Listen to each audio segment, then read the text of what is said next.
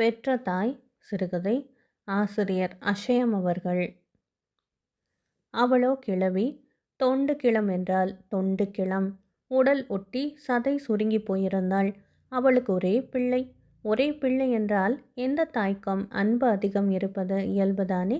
தன் சக்தி முழுவதையும் செலவிட்டு கிழவி அவனை பராமரித்து வந்தாள். முதுமையின் காரணமாக நடமாட முடியாமல் போய்விடவே அவள் தன் தனையனை கூப்பிட்டு, அப்பா குழந்தாய், எனக்கோ வயதாகிவிட்டது. இன்னும் எவ்வளவு நாள் இருப்பேனோ தெரியாத. உனக்கு ஒரு கல்யாணம் பண்ணி வைத்து மாட்டு பெண்ணிடம் வீட்டு பொறுப்பை ஒப்படைத்துவிட்டு கிருஷ்ணா ராமா கோவிந்தா என்று மீதி நாளை கழிக்க விரும்புகிறேன் என்றாள். பையன், சரி அம்மா, நானும் இனிமேல் பொழுதை வீணாக்காமல் சம்பாதித்து குடும்பத்தை காப்பாற்றுகிறேன் என்று சொன்னான். கிழவி பையனுக்கு ஒரு பெண்ணை பார்த்து கல்யாணம் நிச்சயம் செய்து வைத்தாள். கல்யாணம் நிச்சயமான அன்று ஊர் முழுவதற்கும் சாப்பாடு போட்டாள். கல்யாணம் வெகு விமர்சையாக நடந்தேறியது. அந்த ஏழ்மை நிலையிலும் கிழவி செட்டும் சிக்கனமுமாக குடித்தனம் நடத்தி 4 காசு சேர்த்து வைத்திருந்தாள். மாட்டுப்பெண் வீட்டுக்கு வந்ததும் அதை அவள் கையிலே கொடுத்து குடும்ப பொறுப்பிலிருந்து விடுபட்டாள். கொஞ்ச நாட்கள் நல்ல விதமாக கழிந்தனால் போக போக மாட்டுப்பெண்ணுக்கு மாமியாரின் தொல்லை பெரும் தொல்லையாக தோன்றத் தொடங்கியது. ஏனெனில் கிழவி கையை காலை அசைத்து வீட்டு காரியங்கள் செய்யக்கூடிய நிலையில் இல்லை. கையில் இருந்த காசையும் தான் மாட்டு பெண்ணிடம் கொடுத்து விட்டாளே. கால் காசுக்கு விதி இல்லாத மாமியார் இருந்தென்ன செத்தென்ன என்று எண்ணத் தொடங்கிவிட்டாள் மாட்டுப்பெண். சிறுக சிறுக மாமியாருக்கு சாதம் போடுவதை நிறுத்தி கொண்டாள். இன்னும் சில தினங்கள் போனதும் அவளை இடித்து கூறி அவமானப்படுத்தவும் தொடங்கிவிட்டாள். மாமியார் ஏதாவது கேட்டால் விட்டெறிந்தாற் போல எரிச்சலுடன் பேசத் தொடங்கினாள். மாமியாருக்கு துணிமணி வாங்கி கொடுப்பதிலும் அவள் சிக்கனத்தை கடைபிடிக்க தொடங்கிவிடவே மாமியாரின் வாழ்க்கை வண்டி வெகு கஷ்டத்துடன் ஓடத் தொடங்கியது. பையனுக்கு வேலை மிகுதியின் காரணமாக இதையெல்லாம் கவனிக்க பொழுது இல்லை. அவனுடைய பகல் பொழுது முழுவதும் வெளி அலுவல்களிலேயே போய் வந்தது. இரவு வேளைகளில்தான் அவன் களைத்து சலித்து போய் வீடு திரும்புவான். அவன் வீட்டில் இருக்கும் வேலைகளில் அவனுக்கு எந்தவிதமான சந்தேகமும் எழாத வகையில் மாமியாரிடம் மிகவும் மரியாதையாகவே நடந்து வந்தாள் மாட்டுப்பெண். வீட்டில் எந்தவிதமான சமையல் செய்தாலும் கணவனுக்கு போட்டு தானும் சாப்பிடுவாள். கணவனிடம் வெகு கரிசனையாக, மாமியார் இதையெல்லாம் சாப்பிட மாட்டேன் என்கிறார், அவளுக்கு இதெல்லாம் பிடிக்கவில்லை, அவளுக்கு என்னதான் பிடிக்குமோ தெரியவில்லையே என்பாள். மனைவியின் இந்த மதுரமான மொழிகளை கேட்டு கணவன் தன் மனைவியைப் போல இந்த உலகத்திலேயே ஒரு மாட்டு பெண்ணும் இருக்கவே முடியாது என்று எண்ணி இருமாந்து போவான். அம்மாவுக்கு வயதாகிவிட்டதோ இல்லையோ, அதனால மூளை மழுங்கி போயிருக்கும். தொணவென்று மனைவியை ஏதாவது நச்சரித்து கொண்டே இருப்பாள். அவள் கொடுக்கும் தொல்லைகளையெல்லாம் இவள் எப்படித்தான் சகித்து கொள்கிறாளோ. நம் மனைவி பொறுமையில் பூமாதேவியாகத்தான் இருக்க வேண்டும் என்று எண்ணி மனைவியின் மீது அனுதாபப்படுவான். சில தினங்கள் அம்மாவின் அறை வரைக்கும் போய், அம்மா, இன்று நீ பாயாசம் சாப்பிட்டாயோ என்று கேட்பான். இல்லையே அப்பா என்பாள். அவள் சொல்லுவது பொய்யல்ல.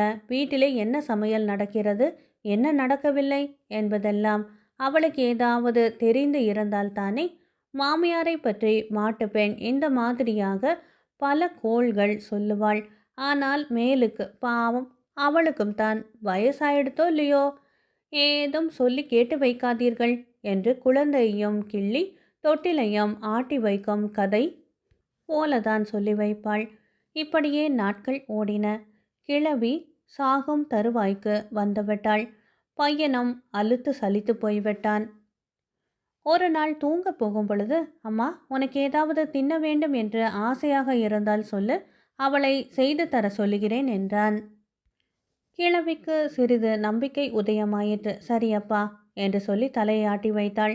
மறுநாள் கிழவி தன் பலம் கொண்ட மட்டும் உறக்க தன் மாட்டு பெண்ணை கூப்பிட்டாள். எதற்காக சத்தம் போடுகிறாய்? உன்னை யார் தூக்கி கொண்டு போக வந்து விட்டான் என்று கேட்டுக்கொண்டே பத்ரகாளியைப் போல வந்து நின்றாள் மாட்டுப்பெண். அம்மா, எனக்கு கொஞ்சம் கோதுமை பாயாசம் வைத்து தாயேன், 2 ஏலக்காயை தட்டி போட்டு என்று கூறியவாறே கிழவி தன் பொக்கை வாய் உதடுகளின் மேல் நாக்கை நுழாவினாள். கோதுமை பாயாசம் வேணுமா? நீ இருக்கிற கேட்டுக்கு வாலிபம் திரும்பி வந்து விட்டார் போல இருக்கிறது. என்று ஏளனமாக கூறிவிட்டு மாட்டுப்பெண் அங்கிருந்து போனவள்தான். அப்புறம் இருட்டுகின்ற வரையிலும் மாமியார் இருக்கின்ற பக்கம் கூட எட்டி பார்க்கவே இல்லை. விளக்கும் ஏற்றியாகி விட்டது. தாகத்துக்கு தண்ணீர் வேண்டுமா என்று கூட அன்று மாட்டுப்பெண் மாமியாரை கேட்கவில்லை. மாட்டுப்பெண்ணை கூப்பிட்டு கூப்பிட்டு மாமியாருக்கு வாய் வலித்ததுதான் மிச்சம். இருட்டியதும் பையன் வீட்டுக்கு வந்தான். அவன் வீட்டுக்கு திரும்பி வரும் வேளையில் அவள் மனைவி எப்பொழுதும் வாசலில் தான் உட்கார்ந்திருப்பாள். ஆனால் அன்று அவளை அங்கே வாசல் படியில் காணோம். உள்ளே நுழைந்ததும் மனைவி இரண்டாம் கட்டிலே உட்கார்ந்து விசித்து விசித்து அழுது கொண்டு இருப்பதை கண்டான். பதை பதைத்து போய், என்னாகிவிட்டது, ஏன் அழுகிறாய் என்று கேட்டுக்கொண்டே தன் மனைவியை நெருங்கினான். ஆனால் அவள் வாய் திறந்து ஏதாவது சொன்னால் தானே. சிறிது நேரம் அவளை சமாதானப்படுத்தி கேள்விக்கு மேல் கேள்வி கேட்டு குஷிப்படுத்தின பிறகுதான் அவள் வாயை திறந்தாள். அப்பப்பா, அவள் நச்சரிப்பு எனக்கு தாழவில்லை, அதுவும் இன்று எனக்கு பொறுக்கவில்லை என்று பீடிகையை சற்று பலமாகவே போட்டாள் அவன் மனைவி. என்ன விஷயம், சொன்னால் தானே தெரியும் என்றான் கணவன். இன்று உங்களுக்கு என்ன சமைக்க என்று உங்கள் அம்மாவை கேட்கப் போயிருந்தேன். கோவ பாயாசம் வைத்து தாயேன் என்றாள். இதை சொன்ன அவன் மனைவி மறுபடியும் விசித்து விசித்து அழ ஆரம்பித்து விட்டாள். கோவ என்னும் சொல்லுக்கு கோங்கணத்தில் கணவன் என்று பொருள், கவ என்றால் கோதுமை என்று பொருள். இரண்டுக்கும் மத்தியமாக சொன்னால் எந்த பொருள் வேண்டுமானாலும் கொள்ளலாம். இதை கேட்டதும் பிள்ளைக்கும் பொறுக்கவில்லை. நேராக அம்மாவின் அறைக்கு சென்று கேட்டான். அவளுக்கோ நல்ல பசி காதை அடைத்து கொண்டு இருந்தது. அவன் கேட்ட கேள்வி காதில் விழுந்ததானால் பிள்ளை கோவ என்று சொன்னானா கவ என்று சொன்னானா என்பது அவள் காதில் சரியாக விழவில்லையாகவே ஆமாம் அப்பா என்று சொன்னாள். அவள் பசி அவளுக்கு தெரியும். குரல் கிணற்றிலிருந்து வருவது போல இருந்தது. இதை கேட்டதும் பிள்ளைக்கு ரௌத்ராகாரமாக கோபம் வந்துவிட்டது. இப்படியே இவளை உயிரோடு கொளுத்தி விட்டால் என்ன, இவள் அட்டகாசம் பொறுக்க முடியவில்லையே என்று எண்ணினான். உடனே உள்ளே சென்று கோணிகளை எடுத்து வந்தான். ஒன்றிலே கிளவியை போட்டு கட்டினான். இன்னொன்றிலே ஊரி மட்டை நாரை போட்டு நிரப்பிக் கொண்டான். இரண்டையும் முதுகிலே தூக்கி கொண்டு மலை அடிவாரத்துக்கு சென்றான். அங்கே 2 மூட்டைகளையும் கீழே போட்டுவிட்டு உரிமட்டை நாரை பிரித்து சிதை அடுக்கினான். அதன் மேலே கிளவியை வைத்தான். அருகிலேயே முந்திரி சருகுகள் கிடந்தன. அவற்றை குவித்து கிளவியின் மேல் மூடினான். பிறகு நெருப்பு வைப்பதற்கு தயாரானான். அப்பொழுதுதான், அடடா, கையோடு நெருப்பு கொண்டு வர மறந்து விட்டோமே என்ற நினைவு அவனுக்கு வந்தது. வர வர இருட்டி கொண்டு இருந்தது. இனி நேரத்தை வீணாக்க கூடாது என்ற முடிவுக்கு வந்தவனாய் கிளவியை அப்படியே போட்டுவிட்டு நெருப்பு கொண்டு வர வீட்டுக்கு ஓடினான். மழை காற்று கிளவியின் பசியால் வாடி மதி இழந்து இருந்த உடலுக்கு ஒரு புத்துணர்ச்சியை அளித்தது. கண்களை திறந்து பார்த்தாள். அவளுக்கு விஷயம் விளங்கிவிட்டது. என்ன செய்வது என்று யோசித்தாள். சருகுகளையும் உரி மட்டைகளையும் முன்னிருந்தபடியாக வைத்தாள். பக்கத்தில் சில முந்திரி பழங்கள் விழுந்திருந்தன.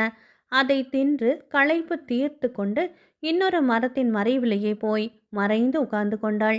இதற்குள்ளாக பையன் தீயை எடுத்துக்கொண்டு வந்துவிட்டான். அவன் பார்த்த பொழுது சிதை அவன் வைத்துவிட்டு போனபடியாகவே இருந்ததாகவே அதிலே தீயை வைத்துவிட்டு வீட்டை நோக்கி சென்றான். கிழவி அன்றிரவு அங்கேயே தூங்கிவிட்டாள். கோழி கூவும் சத்தத்தை கேட்டு கண் விழித்தாள். அவளுக்கு பக்கத்தில் யாரோ பேசுவது போன்ற சத்தம் கேட்டது. அவள் கண்களை கசக்கி கொண்டு பார்த்தாள். சில திருடர்கள் திருட்டு பொருட்களை பங்கு போட்டுக்கொண்டு இருந்தனர். அப்பொழுது அந்த காட்சி அவளுக்கு பயங்கரமாக தோன்றியது. திருடர்கள் முகத்திலே கரியை தீற்றி கொண்டு கோரமாக காட்சியளித்தார்கள். அந்த காட்சியை கண்டு பயமுற்ற கிழவியின் கை கால்கள் நடுங்கின. அவள் உடல் நடுங்கிற்ற. உலர்ந்த சருகுகளும் சலசலத்தன. திருடர்களின் காதிலே சலசலப்பு சத்தம் விழவே அவர்களுக்கு தங்களை யாரோ பின்தொடர்வது போன்ற பிரமை ஏற்பட்டது. தலை தப்பினால் போதும் என்று பயந்து திருட்டுச் சாமான்களையெல்லாம் போட்டது போட்டபடியாக போட்டுவிட்டு ஓடிவிட்டார்கள். சிறிது நேரம் கழித்த பின் கிழவிக்கு போன உயிர் திரும்பி வந்தது. அவள் நாலாபுறமும் சுற்றி பார்த்தாள். யாரையும் காணாமல் போகவே மெதுவாக எழுந்தாள். திருடர்களின் திருட்டு பொருட்கள் அப்படியே கிடப்பதை கண்டாள். கடவுள் தன்மீது கருணை புரிந்துதான் இந்த பொருட்களை எல்லாம் அனுப்பியிருக்க வேண்டும். இவற்றை வீட்டுக்கு எடுத்து போனால் மாட்டுப்பெண் மகிழ்ச்சி அடைந்து என்னை நன்றாக கவனித்து கொள்ளுவாள் என்று எண்ணினான். அங்கே வேண்டும் அளவு வைரம், முத்து, துணிமணிகள், பாத்திரங்கள் எல்லாம் கிடந்தன. தன்னால் முடிந்தவற்றை எடுத்துக்கொண்டு பொழுது விடுவதற்கு முன்னால் வீட்டுக்கு வந்து சேர்ந்து வாசல் கதவை தட்டினாள். முதலில் தன் மாட்டு பெண்ணை கூப்பிட்டாள். அவள் பதில் சொல்லவில்லை. பிறகு பிள்ளையை கூப்பிட்டாள். அவனும் பதில் சொல்லவில்லை. 2 பேரும் முன்பாக கிழவியின் குரலை கேட்டுவிட்டார்கள். ஆனால் ஏன் என்று கேட்கத்தான் அவர்களுக்கு தோன்றவில்லை. கிழவி எங்கேயாவது பேய் பிசாசாக மாறி நம்மை பின்தொடர தொடங்கிவிட்டாளோ என்று எண்ணி பயந்தார்கள். பையனுக்கு மனதை என்னவெல்லாமோ செய்தத. நாம் அம்மாவை உயிருடன் கொளுத்திவிட்டோமே, அப்படி செய்து இருக்கலாமா என்றெல்லாம் எண்ணினான். பிறகு எப்படியோ தைரியத்தை வரவழைத்து கொண்டு கதவை திறந்தான். அவன் மனைவி ஒரேடியாக பயந்து போய் அவனை பிடித்து கொண்டு பின்னால் இருந்தபடியாக தன் மாமியாரை பார்த்தாள். கிழவி மூட்டையை கீழே வைத்தாள். பிள்ளையும் மாட்டு பெண்ணும் அவற்றை பார்க்க தொடங்கினார்கள். அவர்களுக்கு பயம் ஒரு புறம், ஆச்சரியம் ஒரு புறம். பயப்படாதே அப்பா என்று தைரியம் சொல்லிவிட்டு மூட்டையை திறந்து, இந்தா இதை எடுத்துக்கொள் என்று தன் மாட்டு பெண்ணிடம் ஒரு காசு மாலையை கொடுத்தாள். உனக்கு உனக்கு இது யார் கொடுத்தது என்று கேட்டான் பிள்ளை. வேறு யார் கொடுக்க போகிறார்கள் குழந்தாய்? கடவுள்தான் கொடுத்தார். கடவுளுக்கு என் மேலே கருணை பிறந்துவிட்டது. இன்னும் நிறைய கொடுத்தார். ஆனால் என்னால் எடுத்துக்கொண்டுதான் வர முடியவில்லை. முடிந்ததையெல்லாம் கொண்டு வந்திருக்கிறேன் என்றாள் கிழவி. கிழவி மிகவும் களைத்து இருந்தாள். ஆகவே தன் அறையிலே போய் படுத்துவிட்டாள். நகைகளையும் துணிமணிகளையும் பார்த்த மாட்டு பெண்ணுக்கு வியப்பு தாழவில்லை. கிழவி யமலோகத்துக்கு போயிருக்கிறாள். ஆனால் அந்த விஷயங்களையெல்லாம் நம்மிடம் சொல்லவில்லை. அதையெல்லாம் ரகசியமாக வைத்திருக்கிறாள். நாமும் யமலோகத்துக்கு போய் இதையெல்லாம் எடுத்து வந்தால் என்ன ஆவது என்று ஒருவேளை அவளுக்கு பயமாக கூட இருக்கலாம். அதனால்தான் சொல்லவில்லை. என்ன இருந்தாலும் நாமும் போய் எடுத்து வரத்தான் வேண்டும் என்ற மனதிலே நிச்சயம் செய்து கொண்டாள். மறுநாளே அவள் தன் கணவனிடம் பிடிவாதம் பிடிக்க தொடங்கிவிட்டாள். என்னையும் கொண்டு போய் அவளைப் போலவே உயிருடன் கொளுத்துங்கள் என்றாள். கணவன் எவ்வளவோ சொல்லி பார்த்தான். எதற்காக வீணிலே உயிரை விடுகிறாய் என்றும் கேட்டான். ஆனால் அவள் கேட்டால்தானே. நச்சு நச்சு என்று நச்சரிக்க ஆரம்பித்து விட்டாள். கடைசியில் நச்சரிப்பு தாழாமல், இப்படித்தானே தாயாரையும் கொளுத்தினோம், அவள் பிழைத்து வந்து விட்டவில்லையா, அந்த மாதிரியே இவளையும் கொளுத்தி விடுவோம், இவளும் கூட வந்து விடுவாள் என்று எண்ணி அதற்கும் தயாராகிவிட்டான். கிழவியிடம் யாரும் எதையும் சொல்லவில்லை. இருட்டியதும் கணவன் தன் மனைவியை கோணி பையிலே போட்டு கட்டி கொண்டான். சாயந்தரமே உரிமட்டை நாரை கொண்டு போய் மலை அடிவாரத்திலே வைத்துவிட்டு வந்திருந்தான். தாயாரை தூக்கி கொண்டு போன பொழுது ஏற்பட்டிருந்த அனுபவம் அவனுக்கு அந்த முன் எச்சரிக்கையான அறிவை அளித்திருந்தது. மனைவியின் மூட்டையை தூக்கி கொண்டதும் அவள் மூட்டைக்குள்ளிருந்த வண்ணமே, தீ தீ எடுத்துக்கொள்ள மறந்து விடாதீர்கள் என்று நினைவூட்டினாள். ஏனெனில் அவளுக்கு தாயாரை கட்டி தூக்கி கொண்டு போன பொழுது தன் கணவன் தீ எடுத்து செல்ல மறந்து போனதும், அதன் பலனாக அவன் ஒரு நடை அனாவசியமாக வீட்டுக்கு வரவேண்டி இருந்ததும் நன்றாகவே நினைவு இருந்ததாகவே தான் அவள் நினைவாக தன் கணவனிடம் தீயை பற்றி பிரலாபித்தாள். கணவன் தான் சூடு கொண்ட பூனையாயிற்றே. ஆகவே அவன், நன்றாக சொன்னாய், நானா மறப்பவன், எல்லாம் முன்பே தயார் செய்து ஆபத்து கொண்டு விட்டேன் என்று சொல்லி முதுகிலே மனைவியையும் ஒரு கையில் தீயையும் எடுத்துக்கொண்டு மலை அடிவாரத்துக்கு சென்றான். தாயாரைப் போலவே அவளையும் சிதையிலையிட்டு தீ வைத்து விட்டான். மனைவி உடலில் சூடு உரைக்கவே உறக்க அழுதாள், துடித்தாள். அப்படியானால் வெளியே வந்து விடுகிறாயா? நமக்கு பணமும் வேண்டாம், கிணமும் வேண்டாம் என்றான் கணவன். என்ன இருந்தாலும் பணத்தாசையும் பொருளாசையும் போகுமா? ஆகவே அவன் மனைவி பொறுத்து கொள்வதாக சொல்லி பல்லை கடித்து கொண்டாள். ஆனால் தீ சும்மா விடுமா? அது இன்னும் அதிகமாக தகிக்க தொடங்கிவிடவே அவள் கதறினாள், பதறினாள், வெளியில் வர துடித்தாள். ஆயினும் அவன் அவளை வெளியில் வரவிடவில்லை. பேசாதே, அம்மா இந்த மாதிரியெல்லாம் கத்தவே இல்லையே என்று சொல்லி பேசாமல் இருக்குமாறுதான் சொன்னான். அப்படியும் அவள் கூக்குரல் ஓயாமல் போகவே இளகிய மனதை உடையவனான அவன் அங்கு நிற்க பிடிக்காமல் அவளை திரும்பி கூட பாராமல் வீட்டுக்கு ஓடி வந்து விட்டான். பொழுது விடிந்தது. தன் மனைவி தங்க நகைகளாக எடுத்துக்கொண்டு யமலோகத்திலிருந்து வருவாள் என்று இரவு முழுவதும் எண்ணியவாறே பொழுதை கழித்தான் கணவன். ஆனால் பொழுது விடிந்து வெகுநாழி ஆகியும் அவள் வராமல் போகவே அவன் பதட்டமுற்றான். அவள் திரும்பி வருவாள் என்ற அவன் நம்பிக்கை பொழுது ஏற ஏற குறையலாயிற்று. உடனே அம்மாவிடம் ஓடி முதல் நாள் நடந்த விஷயத்தையெல்லாம் விவரமாக சொன்னான். அதை கேட்ட கிழவி வருத்தம் தாழாமல் குய்யோ முறியோ என்று கூச்சலிட்டாள். என்னதான் மாட்டுப்பெண் கஷ்டப்படுத்தினாலும் அவள் தன்னுடைய மகனின் மனைவி அல்லவா? நடந்ததை குறித்து அவளும் வருந்தினாள். அவள் எத்தனை வருந்தித்தான் என்ன பயன்? அழுது அழுது புரண்டாலும் மாண்டார் வருவாரோ என்ற கதைதானே. இந்த விதம் எவ்வளவோ நாட்கள் கழிந்துவிட்டன. ஒரு நாள் கிழவி தன் மகனை கூப்பிட்டு, இந்தாப்பா இந்த நகைகள், இனி நான் அதிக நாட்கள் உயிர் வாழ மாட்டேன். எங்கேயாவது போய் இந்த நகைகளில் இரண்டொன்றை கொடுத்து எங்கேயாவது தாயார் கிடைத்தால் வாங்கி வா. நான் செத்த பிறகு உனக்கும் யாராவது வேண்டுமல்லவா என்றாள். பையன் அநேக கிராமங்களையெல்லாம் சுற்றினான். ஆனால் யாரும் அவனுக்கு தங்கள் தாயார்களை கொடுக்கவில்லை. அடமுட்டாளே, எங்கேயாவது இன்னொரு அம்மா கிடைப்பாளா என்று கேட்டு ஜனங்கள் அவனை பரிகாசம் செய்தனர்.